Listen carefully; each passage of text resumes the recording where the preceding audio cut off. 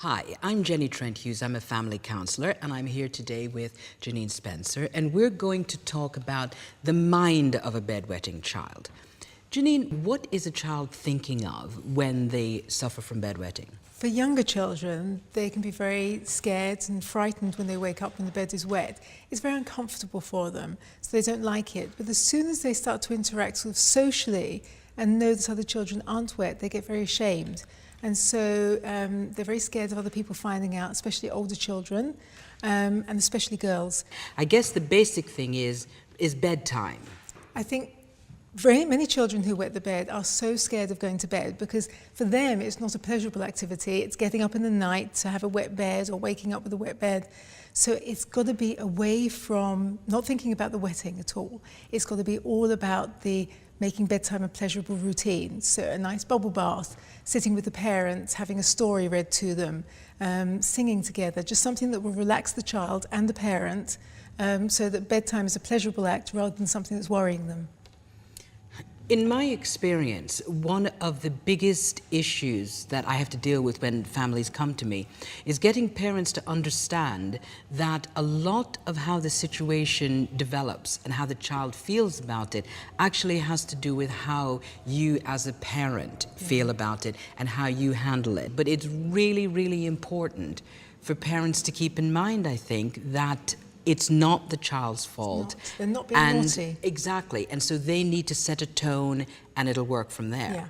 And of course, Jenny, there are ways that we can make it more comfortable for them. Would you suggest something like a pyjama pant? I think that pyjama pants can be a really good idea, something like dry nights, especially in instances where you have to do things like go away on holiday. And also, once again, if you're talking about the mind of the child is going to need a rest sometimes because if the child is waking up every night, wetting the bed every night, they also are not getting a proper night's sleep. Yes, absolutely. And they'll be ratty, etc. after a while. So I think anything that will help give them a little bit of peace, a little bit of respite is definitely a good thing. It sort of brings me on to another issue that you find with children is that when you put them into a pyjama pant, they can feel quite babyish. They can feel quite babyish anyway for wetting the bed. And the thing that parents need to get across, of course, is that, you know, putting on a pyjama pant is not about putting them back into nappies. It's nothing about a nappy, nothing like it. It's actually to make them more comfortable in the night. But you're not being a baby when you wet the bed. So many children in the UK wet the bed, probably about 500,000. So, you know, it's not a babyish thing, it's something that some children just take quite a long while to do.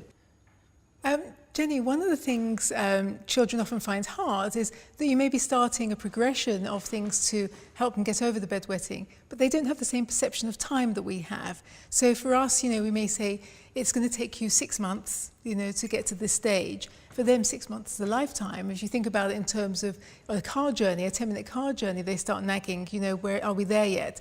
So it's quite important that you can relate to a child and put the time distance in terms of things that have already happened to them, like their last birthday party or, you know, how long they had to wait between their birthday party and going to school, or just something that's for them, just so they understand it.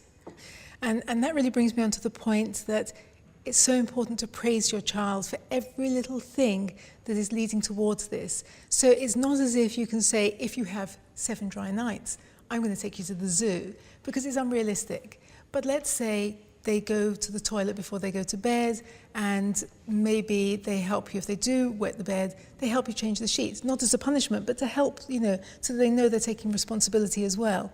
Make sure they feel that they're protected and loved.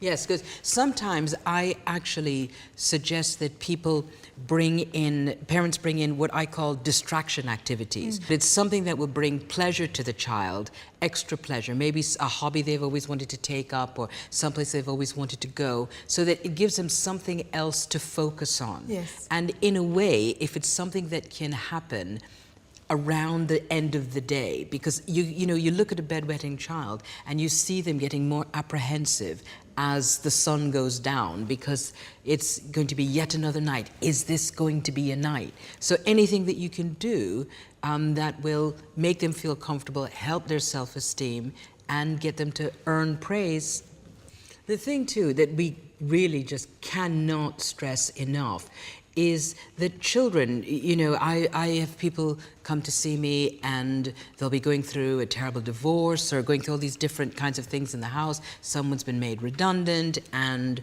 they'll say, oh, you know, but little Johnny doesn't know. We haven't told little Susie. And they think that if they don't tell the child something directly, that the child doesn't know.